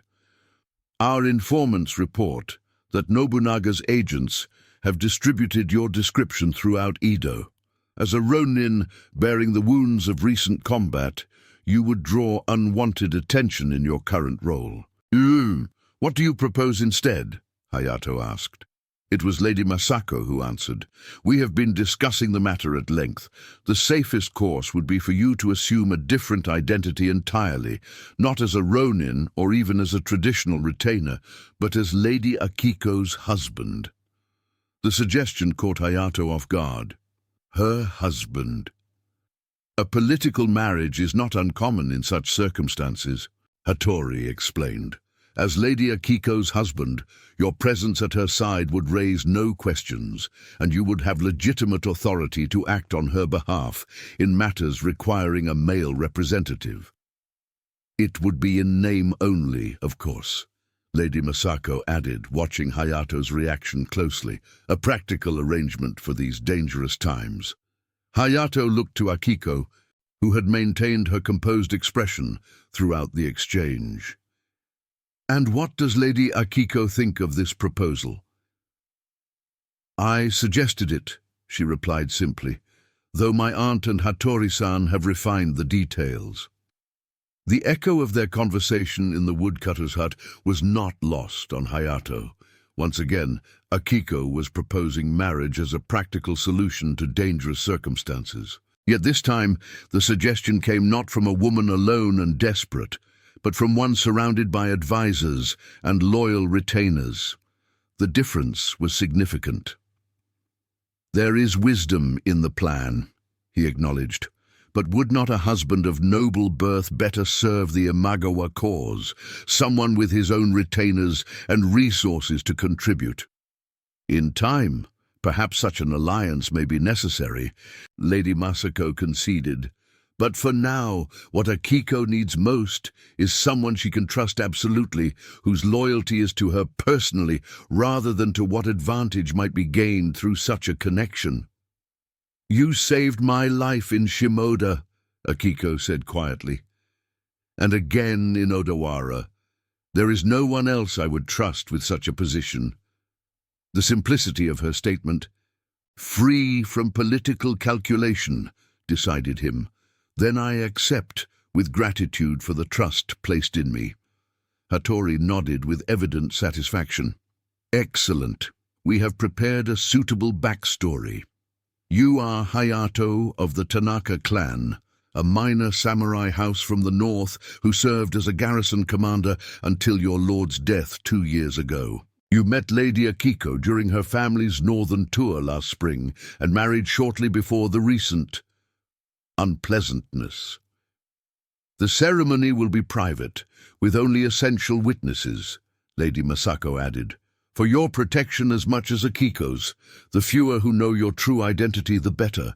The discussion turned to practical matters, where they would live, a modest house already secured near the tea house, what public appearances would be expected, minimal for now, and how communications with other Imagawa loyalists would be maintained, through a network of merchants, servants, and seemingly humble tradespeople. Throughout it all, Hayato observed Akiko carefully. She participated in the planning with quiet confidence, offering insights that revealed both her education and natural intelligence. Yet occasionally, when she thought no one was watching, a flash of uncertainty would cross her features, a reminder that beneath the poised exterior was a young woman thrust suddenly into a role she had never expected to fill. Later that evening, as promised, a package was delivered to Hayato's room. Unwrapping the silk cloth that covered it, he found a katana and wakizashi of excellent quality, not the blades he had lost, which had been family heirlooms passed down for generations, but fine weapons nonetheless, with fittings that identified them as having belonged to an Imagawa retainer of rank. A note accompanied them in Akiko's elegant hand. To replace what was lost in my service, may they serve you better than their last master, who fell defending my father. The following morning, in a ceremony marked by its simplicity and brevity, Hayato and Akiko were married in the small shrine attached to Lady Masako's house. Only Hattori, Lady Masako, and 2 trusted servants served as witnesses. Akiko wore a kimono of subdued elegance, its deep blue emblazoned with the Imagawa crest in subtle silver thread. Hayato wore his new swords and the formal attire of a samurai of middle rank. The Shinto priest who performed the ritual was an old ally of the Imagawa, sworn to secrecy. He conducted the traditional exchange of sake cups with solemn dignity, binding them together in the eyes of the gods, if not in truth. Throughout the ceremony, Hayato was acutely aware of the contrast between this carefully arranged political marriage and the moment in Shimoda when Akiko had first called herself his wife out of desperate necessity. Then they had been strangers thrown together by circumstance. Now, after sharing danger and mutual protection, after trusting each other with their lives, they were what? Not truly husband and wife, despite the ceremony's trappings, but something more complex, partners in a dangerous game of politics and survival. As they walked together from the shrine to the waiting palanquin that would carry them to their new residence, Akiko spoke quietly for his ears alone. I know this is not what you expected when you bid 2 ryo for a woman with a sack on her head. Despite the gravity of their situation, Hayato found himself smiling at her unexpected moment of levity. Indeed not. I believe I've received considerably more than my money's worth. An answering smile touched her lips briefly. As have I, Hayato-san. As have I. The months that followed settled into a rhythm of cautious action and careful planning. Their house near the tea house became a discreet hub for Imagawa loyalists, with messages and visitors arriving under the guise of normal social calls or business transactions. Hayato assumed his role as Akiko's husband and protector with a natural ease that surprised even him, accompanying her on necessary public appearances and standing as her representative in matters where a male presence was required. Slowly, carefully, alliances began to form. Representatives from the Takeda and Uesugi clans, themselves concerned about Nobunaga's growing influence, made cautious overtures. Promises of support were exchanged, contingent upon reaching certain thresholds of combined power. Former Imagawa vassals who had gone into hiding began to resurface, drawn by the news that the daughter of Lord Yoshimoto still lived and was gathering forces. Through it all, Nobunaga's agents continued to search for Akiko, though the intensity of their hunt gradually diminished as more pressing military matters demanded the warlord's attention. Still, Hayato and Akiko maintained constant vigilance, never fully relaxing even in the privacy of their home. One evening in early winter, As snow fell gently outside their window, Akiko knelt at her writing desk, composing letters to potential allies in distant provinces. Hayato sat nearby, maintaining her household accounts, a task he had taken on to complete their image as a normal samurai couple while allowing her to focus on rebuilding her clan's influence. "The Hojo have responded to our proposal," Akiko said without looking up from her writing. "They are willing to commit troops to the northern borders of Nobunaga's territories come spring, provided the Takeda do the same in the west." "A significant development," Hayato noted. "Though the Hojo are known for making promises they have no intention of keeping if circumstances change." "True, which is why I've asked for hostages as guarantee of their commitment. A second son or nephew sent to study in Edo would suffice." Hayato smiled at her political acumen. Over the past months, he had watched as Akiko transformed from a symbol of her family's survival into a true strategist, combining her father's teachings with her own natural abilities. What had begun as a desperate flight from execution had evolved into a carefully orchestrated resistance against Nobunaga's ambitions. "You have built something remarkable," he said, setting aside the account books. "Your father would be proud." Akiko's brush paused over the paper. "I hope so, though I suspect he would be surprised as well. He raised me to be a worthy bride for a political alliance, not to lead one myself. Yet, here you are, outmaneuvering one of Japan's most formidable warlords, with considerable help." She set down her brush and turned to face him fully. "I would not have survived Shimoda without you, let alone accomplished what we have since." The genuine gratitude in her voice stirred something in Hayato that he had been carefully suppressing for months. An awareness of Akiko not merely as his lord or the symbol of a cause, but as a woman of extraordinary courage and intelligence, one whose presence in his life had given it purpose beyond mere survival. "I made a vow to serve the Imagawa," he said carefully. "I have done only what honor requires." "Is that all it is? Honor?" Akiko's gaze was direct, challenging in its intensity. "After all we have shared, is our bond merely one of retainer and lord?" The question hung between them, laden with implications that neither had dared address directly until now. Their marriage, arranged for political convenience, had remained unconsummated by mutual unspoken agreement. They lived as partners in the public struggle against Nobunaga, sharing their home and their daily lives while maintaining a careful distance in private. Before Hayato could formulate a response that honored both truth and propriety, a sharp knock at the outer gate interrupted the moment. Both instantly alert, Hayato moved to the window, while Akiko extinguished several lamps to darken the room. "Who would come at this hour?" she whispered. Hayato peered cautiously through a gap in the shutters. In the snowy courtyard below, a single figure stood at the gate, cloaked against the weather. "A man, alone," he reported, "not armed from his posture." After a moment's further observation, he added with surprise, "I believe it's Hideyoshi Hashiba." "Nobunaga's general?" Alarm filled Akiko's voice. "Here? And alone? Which makes little sense if he comes to arrest you." Hayato considered the situation quickly. "I will speak with him. Remain here, away from the window." Descending to the courtyard with his katana ready at his side, Hayato approached the gate cautiously.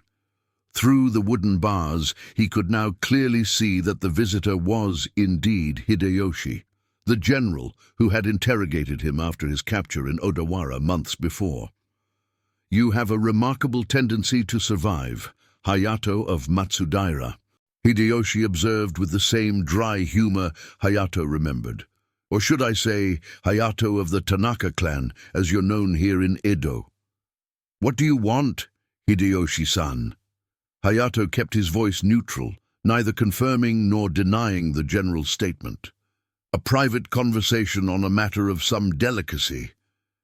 Hideyoshi glanced meaningfully at the falling snow. preferably somewhere warmer than this gateway. You come alone to the home of those your lord has branded traitors.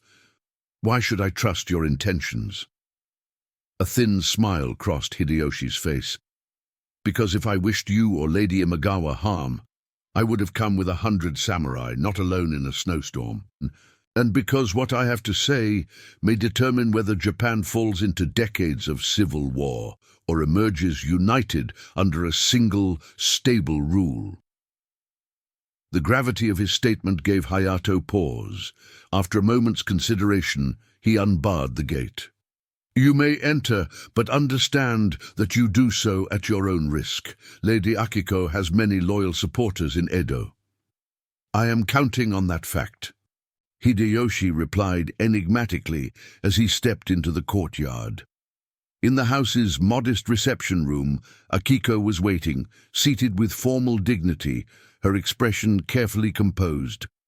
If she felt fear at this unexpected visit from one of Nobunaga's most trusted generals, she showed no sign of it.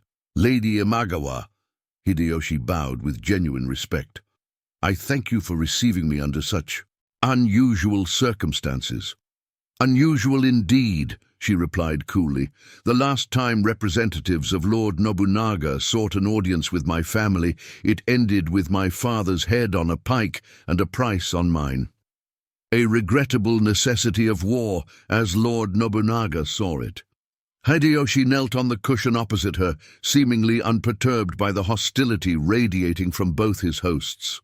But circumstances change, and with them, necessities. "Speak plainly," Hayato said, remaining standing beside Akiko. "Why have you come?"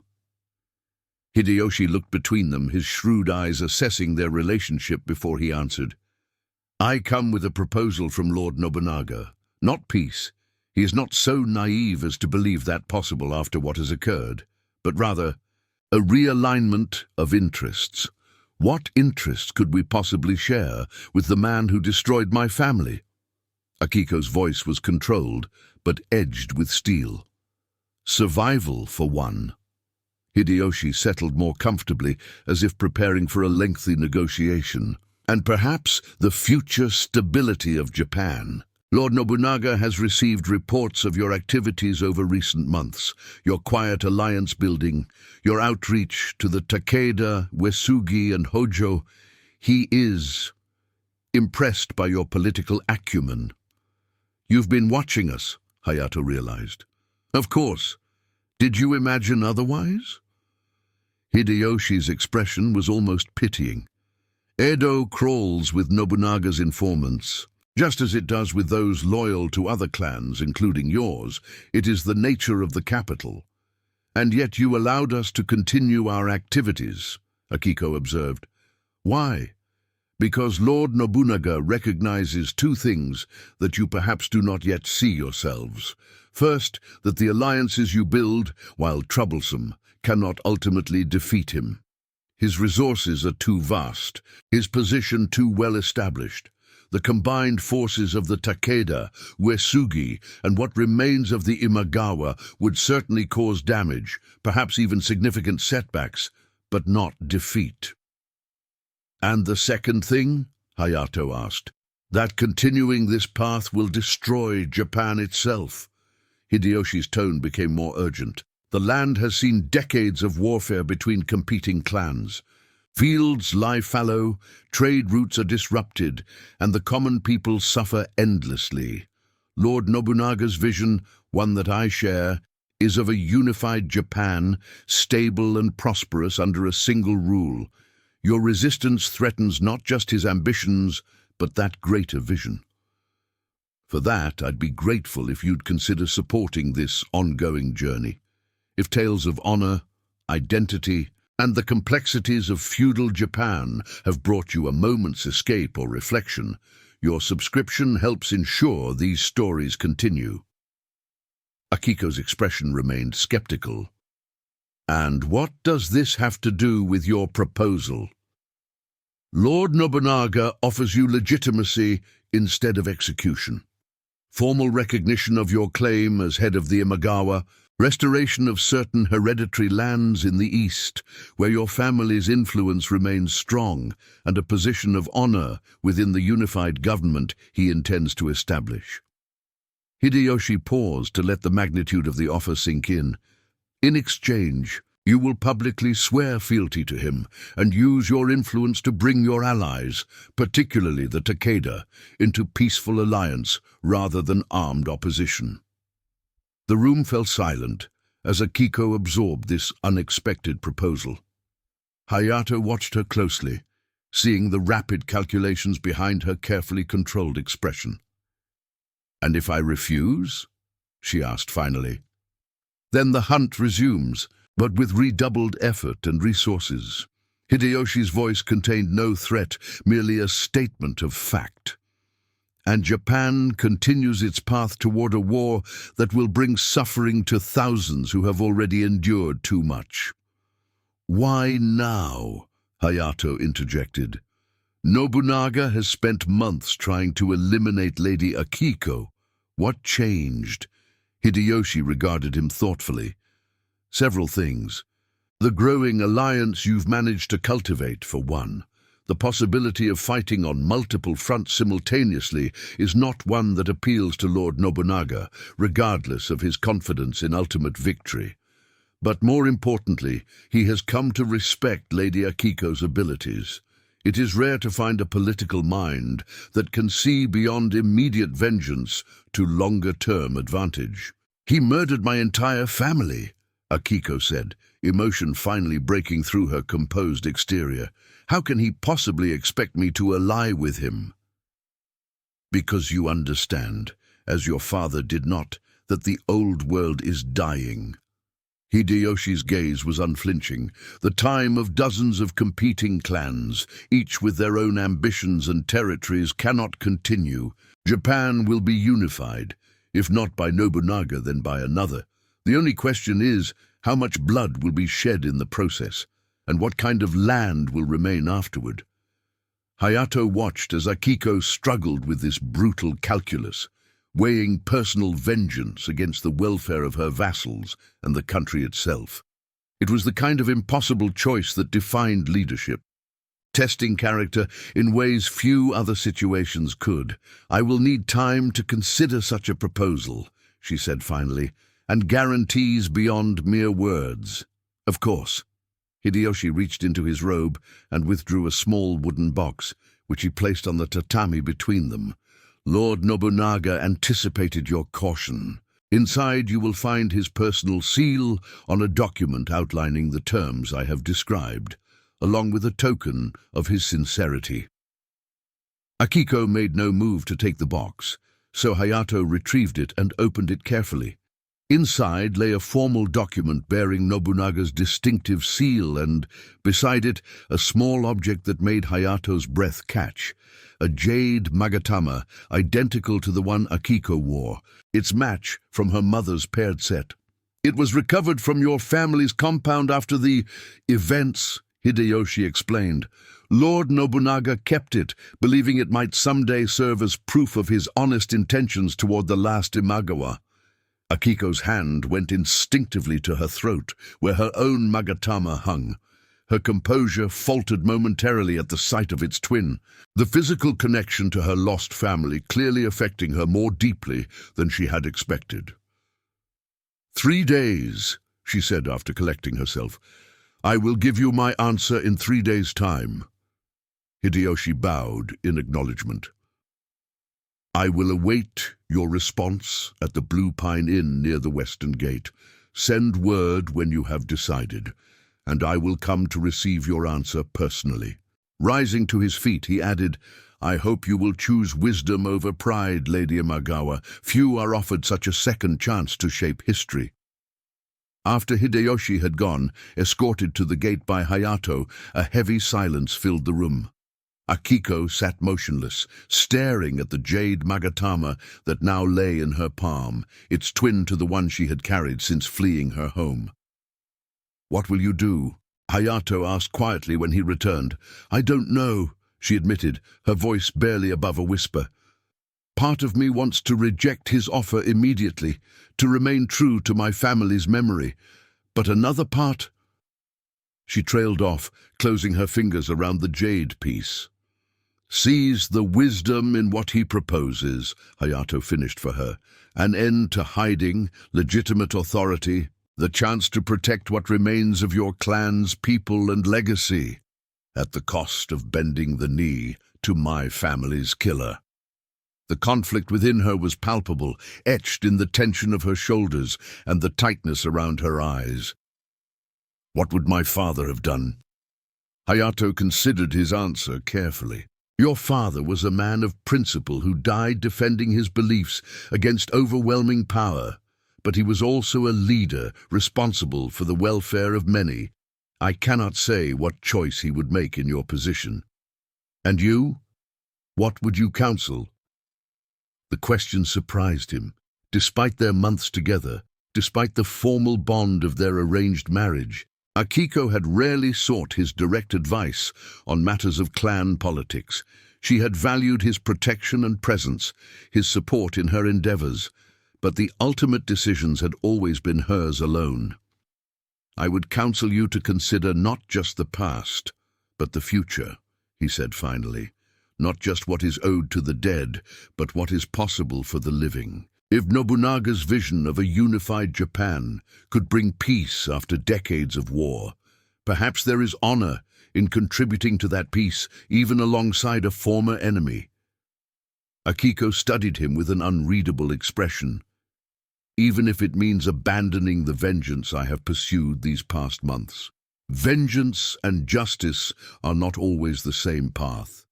Hayato moved closer, kneeling beside her. "The question is whether your family's honor is better served by continued resistance that may ultimately fail, or by securing the Imagawa future through compromise."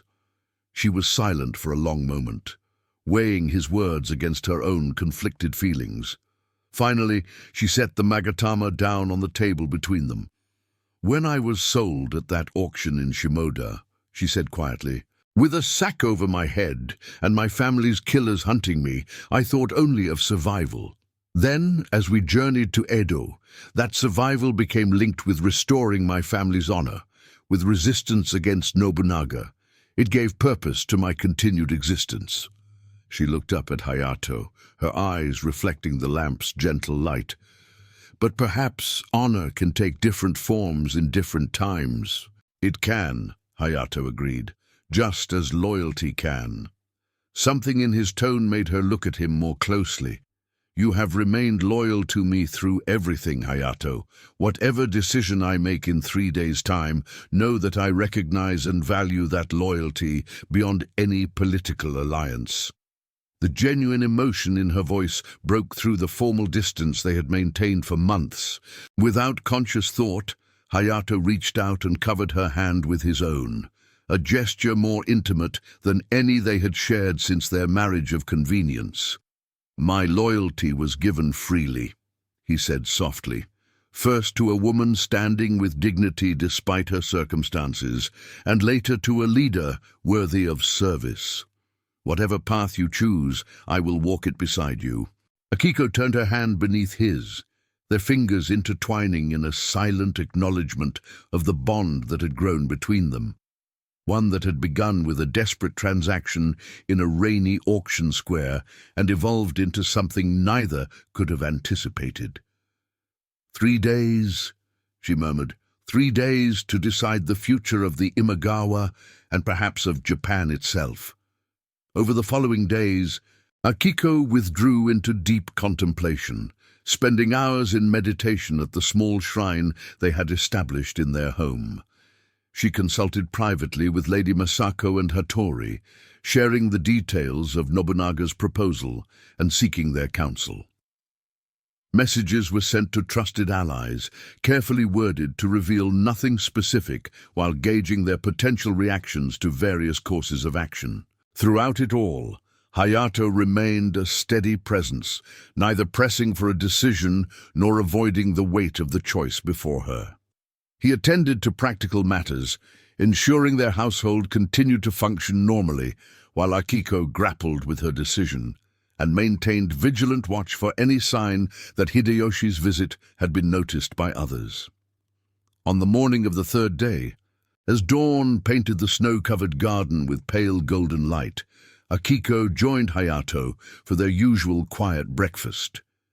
She wore a kimono of deep blue emblazoned with the Imagawa crest, her short hair arranged with simple elegance, and both magatama, her own and the one Hideyoshi had brought, hanging from a single cord at her throat. "You've made your decision," Hayato observed, noting the calm resolve that had replaced the conflict in her eyes. "I have." She poured tea for them both with practiced grace. "I will accept Nobunaga's proposal, with certain conditions of my own." Though he had suspected this would be her choice, hearing it confirmed still gave Hayato pause. "What conditions?" "First, formal recognition not just of my position, but of the rights and properties of all remaining Imagawa retainers who choose to follow me in this new alliance. Second, a public ceremony of reconciliation in which Nobunaga acknowledges the honorable service of my father and brothers, even as political enemies. And third, she met Hayato's eyes directly, your formal appointment as my chief retainer and husband, with all the rights and privileges such a position entails within Nobunaga's new order."